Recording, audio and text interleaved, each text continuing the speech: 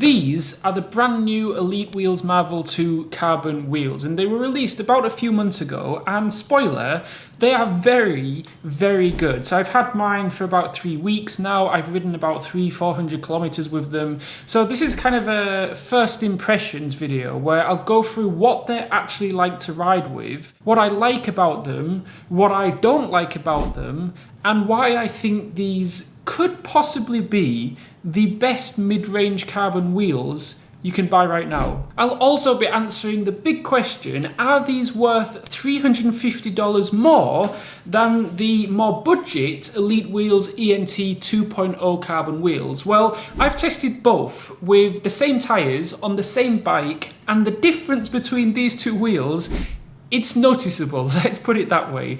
Now, to be completely transparent, I bought the Elitewheels ENT 2.0s with my own money, but Elitewheels did give me this set of Marvel 2 wheels to review. However, they did not pay me, and they have no idea what I'm going to talk about in this video. I'll also be brutally honest what I don't like about these wheels, because they're certainly not perfect. The good thing for you, though, is that Elitewheels very kindly gave me a 15% discount code, so if you use the code Mike15 at checkout, you'll get 15% off your next order. Because these wheels were released relatively recently, there's not that much information or real-world experiences documented online. At the time of making this video, there was literally just one comment on all of Reddit saying that they had a good experience with the Marvel IIs, and that's it. But that's also why I wanted to review them, because there's not that much information on them online yet, so I think this video could help quite a few people out. Okay, so let's talk a bit about Elitewheels as a company first, both the pros and cons of buying a set of Elitewheels wheels.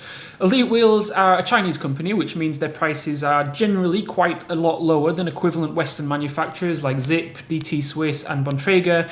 They're the biggest carbon wheel manufacturer on AliExpress by quite a long way, with thousands of sales and reviews, averaging about 4.8 or 4.9 out of 5 stars. So generally, they've got a very good reputation. I mean, there are hundreds of people talking about them on Reddit, with the vast majority of commenters having a good experience. And in March 2024, they became the official wheel partner of GCN, and there's one thing I know about GCN: they really care about their image, so I bet GCN really vetted them inside and out, and if they got GCN's stamp of approval, then they get mine too. Okay, so back to the wheels. There have been quite a lot of upgrades on this model versus the original Marvel wheels. So in a nutshell, they've improved the rim durability and responsiveness while making them significantly lighter.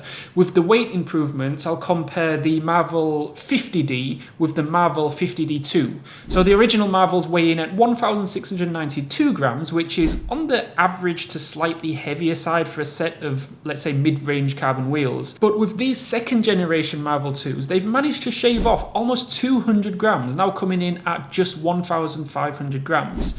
One of the contributing factors to shaving off almost 200 grams is the new upgraded spokes. So they're using their Alpina ultralight aero steel spokes, which are lighter, but also have improved durability, longevity, and aerodynamics. The hook design has also been improved with smaller hooks that give you the aerodynamic benefits and better tyre shape of hookless rims, while still being secure enough to work with more tyre types and handle higher air pressures like traditional hooked rims.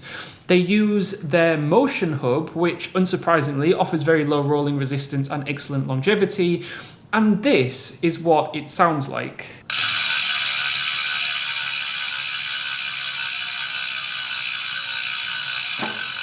Just an FYI, I took that wheel off this bike just for this video so I could give you a better shot of the wheel on my desk as opposed to putting my whole entire bike on the desk. Okay, so the rim profile has also been improved. So this is the rim profile of the original Marvel wheels, and this is the rim profile of the second generation wheel. So you can see with the new rim profile, it has curved sides instead of flat sides, which helps airflow around the wheel more smoothly when wind hits hits it from the side. So this means when you're riding fast downhill or in windy conditions, for example, the bike just feels more stable and doesn't get pushed around as much. You don't have to fight the steering as much to keep riding in a straight line. In theory, I'll go through what they're actually like to ride with a little bit later on. So overall, quite a lot of upgrades. I mean, it's basically a completely new wheel. The downside to all of these upgrades is quite a big price hike. So from $599 for the originals to $839 for the second generation. So that's almost a 40% price increase, which really is quite significant. It is softened slightly if you use my 15% discount code, bringing them from $839 to $713. So that's then only a $114 increase, or a 19% increase, if my maths is correct, which is not as bad. But the Marvel second generation are definitely moving away from a kind of a more budget-friendly wheel to more of a mid-range or even possibly premium offering. Saying that though, there's no question that these Marvel IIs, compared with their Western competitors, are incredibly good value for money. For the same price, you can get a pair of DT Swiss AR 1600 spline with a 30mm rim height, so not 50 but 30. But if you compare them with the Marvel 36D2, the second generation, the Marvels are about 250 grams lighter. And if you care about weight, especially on carbon wheels, 250 grams is quite a lot. Alternatively, there's the Trek Bontrager Aurolus RSL51, which are 90 grams lighter than the Marvel second generation. Here's the catch, they're also $600 to $700 more expensive than these. However, the advantage of buying from Western brands, and also one of the kind of justifications of paying more for a set of carbon wheels from the West, is that if you did need to return them, it would be a lot easier as opposed to buying Elite wheels and having to ship them back to China. So that's definitely worth keeping in mind. Delivery also tends to take longer if you're buying direct from China. It can take even up to 4 to 6 weeks for deliveries to arrive. These specific wheels only took about slightly less than 2 weeks, about 13 days. And I didn't have to pay any extra custom charges. And the wheels were packaged very well in a big Elitewheels box. One thing I will say about Elitewheels is customer service. From my experience at least, your mileage may vary, it does seem to be quite good. I bought my previous pair, this set of Elitewheels ENT 2.0s directly from AliExpress more than a year ago now.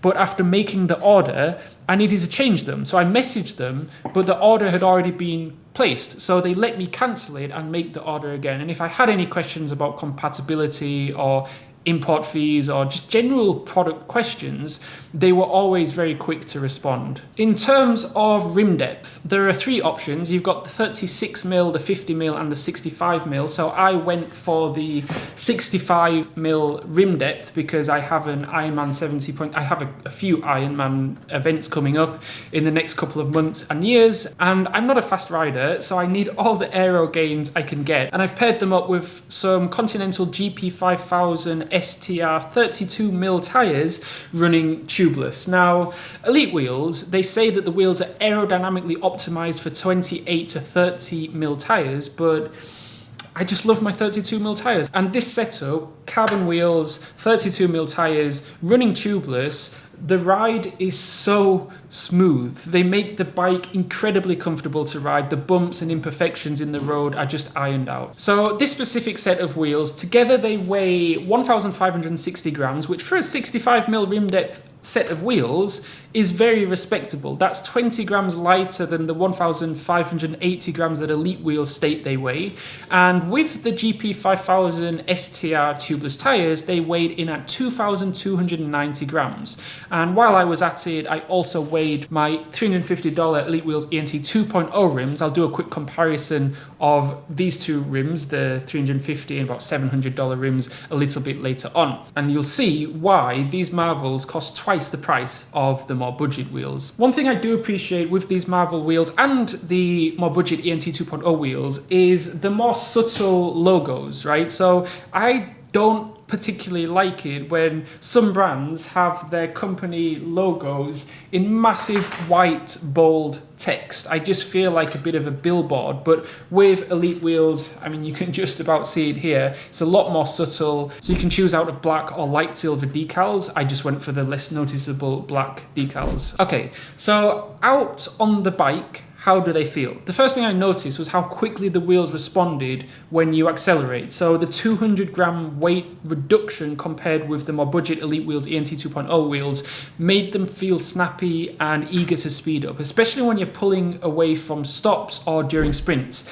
And as I mentioned earlier, I'm running the Continental GP 5000 STR 32mm tyres tubeless, that's a mouthful, and that combination for me is the perfect ratio of comfort and speed. The ceramic bearings provided a smoother, more efficient rolling feel with less friction compared to the standard steel bearings of the ENT 2.0s, and that is noticeable. It is noticeable the slightly less friction that you get with the more expensive carbon wheels. Although the Continental GP 5000s probably help a lot too. Saying that, I've got the Continental GP 5000s on both the budget and the more premium model as well. So the wider 31mm external rim depth and 23mm internal provide a better tyre shape and contact patch, making corners just feel a lot more planted and confident aspiring, especially if you're used to narrower rims. In terms of climbing, it's kind of all very flat where I live, so there's not that many opportunities for much climbing, but when riding up the odd kind of steep bridge, it did feel slightly easier. I did feel like I needed very slightly less effort to maintain momentum on the climbs. But overall, in terms of how these wheels performed, very, very impressed. The wheels just feel very alive, if that's the right word. Very responsive to input, less dead weight that I'm dragging along, and more like a kind of an extension of my bike that actively helps my performance, particularly when accelerating out of corners or just kind of picking up the speed in general. Okay, so what don't I like about these wheels? Now, the biggest thing for me is the relatively steep price increase from $599 for the originals to $839 for the second generation, or $713 with my discount code. But I understand why Elitewheels did it. The second generation wheels are better in pretty much every single way compared to the originals. Secondly, these Marvel IIs have a gloss finish to them, which, I mean, it's personal preference, right? But if I was able to choose between a gloss finish and a matte black, I'd go with the matte every single time. The budget ENT 2.0s do have a matte finish, and I just prefer those from an aesthetic standpoint. Not a big deal, there's not much in it, but the main thing for me is that the logos are very subtle, which I absolutely love. Thirdly, and bearing in mind, this is more of a first impressions video because I've only ridden about 300, 400 kilometers on these wheels, so I can't say too much about their durability just yet. I will do a longer term review after I've done 2, 3, 4, 5,000 kilometers on these, but my more budget ENT 2.0 wheels still look almost new after 12 months of riding with them. The Marvels, though, are starting to show some very slight signs of wear. I've scuffed them up a little bit already, and I think that could also be partly because they do have a gloss finish, so scruffs and scratches do tend to show up slightly more.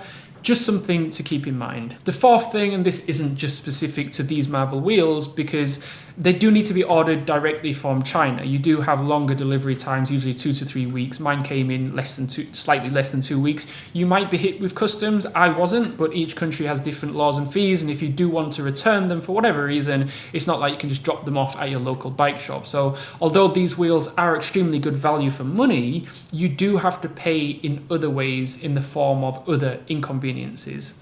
Okay, so after riding the more budget 350 Elitewheels ENT 2.0s for the last 12 months and riding the more premium $700-800 Marvel II wheels for the last 3 or 4 weeks, what are my initial impressions in terms of whether you should buy the more budget or more premium Elitewheels? And it's a tough one because They're both genuinely very good carbon wheels. I actually bought the ENT 2.0s about a year ago for a really good price because I had a discount code, so I only paid $315 for them delivered to my door. And if I do have any discount codes, I'll drop them in the description below with links to the authorized Elitewheels store on AliExpress if you do want to check any of these ENT 2.0 wheels out. A quick side note, Elitewheels tend to sell their more budget carbon wheels on AliExpress, and it's the more premium wheels, so these Marvels, directly through their website. So the ENT 2.0s are only on AliExpress, selling on their official store, and the Marvel IIs, because they're a more premium product line, they're only being sold directly through the Elitewheels website. Now, the ENT 2.0s, honestly, can't say enough good things about them. They've been incredible in almost every way. They are on the heavier side for carbon wheels. These 50mm versions came in at 1,630 grams, which is about 130 grams heavier than the Marvel II 50mm rims, which weigh in at 1,500 grams. The Marvel II also use Alpina ultra-light aero steel spokes with ceramic bearings, while the ENT 2.0s use Pillar 1423 steel spokes with a 4-Powell hub system, making Marvel better for performance.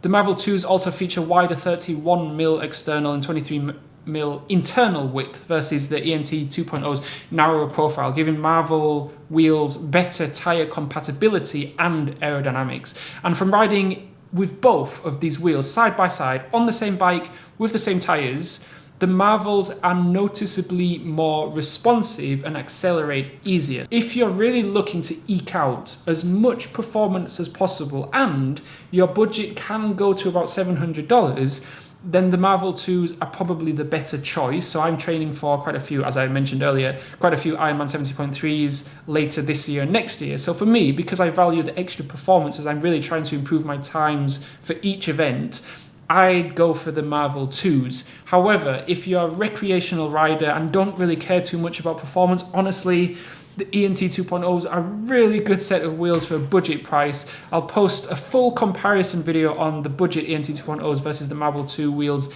in a few weeks, and after I hit about, 2,000, 3,000 kilometers on these wheels, I'll do a full, better, more in-depth review of these wheels. So hit the subscribe button and the notification bell if you want to be notified when those two videos goes live. I've also dropped links in the description below with my 15% discount code Mike15, and you can use those at checkout, and you can watch my full Elitewheels ENT 2.0 carbon wheel reviews here, and I will see you over there.